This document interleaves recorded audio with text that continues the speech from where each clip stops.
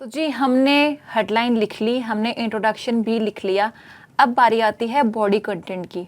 तो यहाँ पे क्योंकि हम ब्लॉग आर्टिकल की बात कर रहे हैं तो हम यही देखेंगे कि आप एक ब्लॉग आर्टिकल का या ब्लॉग पोस्ट का बॉडी कंटेंट किस तरह से लिख सकते हो।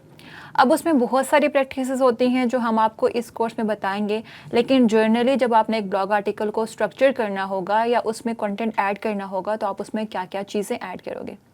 सबसे पहली चीज़ आती है आपकी आउटलाइन। आप सबसे पहले अपने ब्लॉग आर्टिकल के लिए एक आउटलाइन क्रिएट करते हो depending on your topic.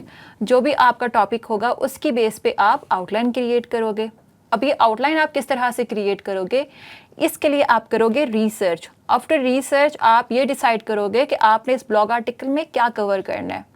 No हम जब राइटिंग की फील्ड में न्यू आते हैं तो बहुत सारे राइटर्स ये मिस्टेक करते हैं कि वो रिसर्च वाले एलिमेंट को बिल्कुल स्किप कर देते हैं और वो अपनी तरफ से कंटेंट ऐड करने की कोशिश करते हैं, जो कि एक अच्छी प्रैक्टिस नहीं है। And being a professional content writer you should avoid this, क्योंकि आपके पास वो सारा नॉलेज नहीं होता जो आपको रिसर्च से मिल सकता है, unless you are an expert on that subject matter. Even if you are expert you should always do research, because बहुत सारी चीज़ें, बहुत सारी इंटरेस्टिंग फैक्ट्स या इन्फॉर्मेशन आपको रिसर्च से मिलते हैं जो आपका माइंड स्टोर नहीं कर पाता। अब रिसर्च के बहुत सारे वेज हैं जो हम आगे जाके लेक्चर्स में कवर करेंगे। And finally you have to structure your content. आपने अपने आर्टिकल को या ब्लॉग पोस्ट को इस वे में प्रेजेंट करना होता है कि वो बहुत ज़्यादा दिखने में या पढ़ने में कॉम्प्लिकेटेड ना लगे, वो इजी टू रीड हो, स्कैनेबल हो, रीडर को जो भी इंफॉर्मेशन चाहिए उसको एक नज़र में मिल जाए। मतलब अगर वो पूरा आर्टिकल नहीं भी पढ़ना चाह रहा तो with in the first sight उसको सारी इन्फॉर्मेशन मिल जानी चाहिए, या उसको जिस भी अपने क्वेश्चन का आंसर चाहिए वो उसको मिल जाना चाहिए। And finally you also add some visual contents and videos to your blog articles, क्योंकि वो आपके ब्लॉग को विजुअली अपीलिंग भी बनाती हैं और आपके कंटेंट को मोर रीडेबल भी बनाती हैं। अब सपोज़ करें कि आपने 2-3 पैराग्राफ्स में एक कंटेंट या किसी बात को डिस्क्राइब किया हुआ है और उसी को आपने सम अप करके एक पिक्चर के फॉर्म में प्रेजेंट कर दिया है, तो that will make it more readable. So हम हर एक पार्ट को अब डिटेल में डिस्क्राइब करेंगे कि आप आउटलाइन किस तरह से क्रिएट करोगे, रिसर्च की कौन सी वेरियस टेक्निक्स हैं, कंटेंट को स्ट्रक्चर किस तरह से करोगे और विजुअल आपने कहाँ पे ऐड करने हैं और कहाँ से लेने हैं। So let's move to the first part which is to create outline. अब क्रिएट आउटलाइन, पहले तो आप ये समझें कि आउटलाइन होता क्या है। सो आउटलाइन आपको ये बताता है कि आपने बॉडी कंटेंट में कवर क्या करना है, वो कौन सी चीज़ें हैं जो आपके ब्लॉग आर्टिकल का हिस्सा होना चाहिए। अब आउटलाइन आप बनाते कैसे हो, इसमें कुछ डिसाइडिंग फैक्टर्स होते हैं जो आपको हेल्प करते हैं आउटलाइन क्रिएट करने में। सबसे पहले तो आपको अपने आर्टिकल का पर्पस पता होना चाहिए कि आप किस पर्पस के लिए आर्टिकल लिख रहे हो। तो जैसे मैंने बताया था कि आर्टिकल्स की या ब्लॉग पोस्ट की बहुत सारी टाइप्स होती हैं, इंफॉर्मेशनल ब्लॉग्स होते हैं, कमर्शियल होते हैं, गाइड्स होते हैं। सो आपके जो आर्टिकल का टॉपिक होगा या हेडलाइन होगी वही आपको बताती है कि आपके आर्टिकल का पर्पस क्या है।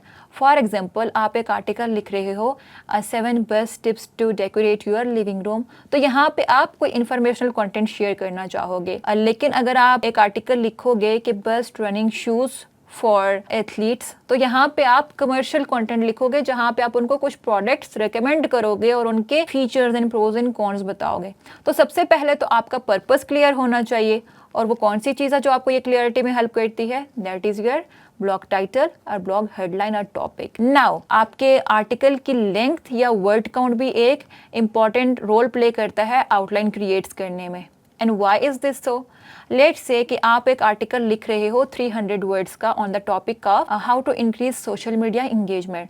तो यहाँ पे आप बहुत ज़्यादा कंटेंट डिटेल में नहीं जा सकोगे, आप जस्ट कुछ टिप्स शेयर कर सकोगे, मे बी 3 to 5 टिप्स के how to increase engagement on social media.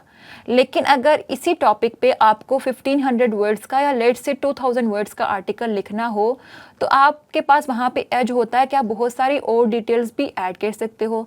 May be you can add information like के सोशल मीडिया इंगेजमेंट के रिलेटेड कुछ कॉमन मिसकंसेप्शंस क्या हैं, या इंगेजमेंट के कुछ इंटरेस्टिंग फैक्टर्स क्या हैं, फिर आप बता सकते हैं कि what are the various ways जो आपको सोशल मीडिया एंगेजमेंट इंक्रीज करने में हेल्प कर सकते हैं। अब वर्ड काउंट क्यों ज़रूरी होता है और डिसाइडिंग फैक्टर क्यों होता है? अगर आप अपने क्लाइंट्स के लिए आर्टिकल्स लिख रहे हो या उनके लिए काम कर रहे हो तो वो आपको पहले से वर्ड काउंट असाइन कर देते हैं कि हमें कितने वर्ड्स का आर्टिकल चाहिए। अगर आप अपने लिए लिख रहे हो, अपने ब्लॉग के लिए लिख रहे हो, तब भी आपको ये डिसाइड करना होता है कि आपके आर्टिकल की लेंथ कितनी होनी चाहिए।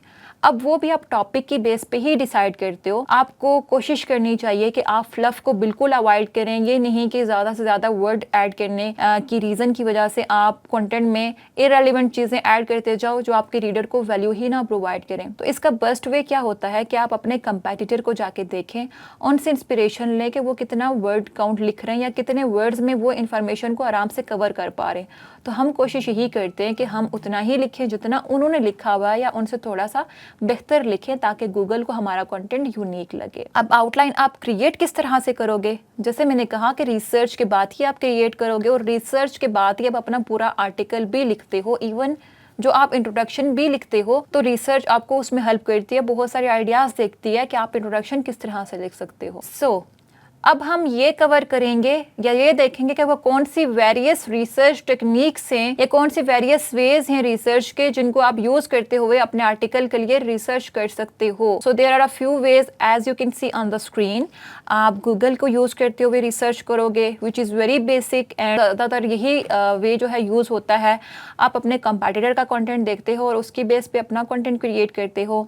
And then you can use YouTube और पॉडकास्ट जिनसे आप अपने ब्लॉग आर्टिकल्स के लिए रिसर्च में हेल्प ले सकते हो। आप यूट्यूब पे जाओगे या रेलिवेंट पॉडकास्ट को देखोगे तो वो अक्सर वो इन्फॉर्मेशन कवर कर रहे होते हैं जो आपको गूगल से या अपने कंपेटिटर के ब्लॉग पोस्ट से नहीं मिलते। Then you can gather relevant stats and data. आपका जो भी टॉपिक होगा उसके रेलिवेंट कुछ भी फैक्ट्स एंड फिगर्स हैं वो आप अपने कंटेंट का हिस्सा बना सकते हो और वो भी आपको कहाँ से मिलेगा? After research. And then forums, online forums होते हैं जो एक ऐसी जगह होते हैं जहाँ पे आपको यूनिक इन्फॉर्मेशन मिलती है। जिस तरह से आप रेडिट की इन्फॉर्मेशन लो तो रेडिट के आप थ्रेड्स में जाके देखो, लोग अपने क्वेश्चंस पूछते हैं और वहाँ पे रेडिटर्स उनको आंसर कर रहे होते हैं। अब वो रेडिटर्स जो आंसर कर रहे होते हैं they are often subject expert. उनके पास ऐसा नॉलेज होता है मे बी जो हमें गूगल से या यूट्यूब से ना मिले और उनके आंसर्स के या उनके कमेंट्स और ओपिनियन के बेस पे भी हम रिसर्च करके उसको अपना ब्लॉग पोस्ट का या आर्टिकल का हिस्सा बना सकते हैं। And then you can use books and e books. Online आपको डिजिटल ई बुक्स मिल जाती हैं जो एक टॉपिक को कॉम्प्रिहेंसिव वे में जो है वो कवर कर रही होती है।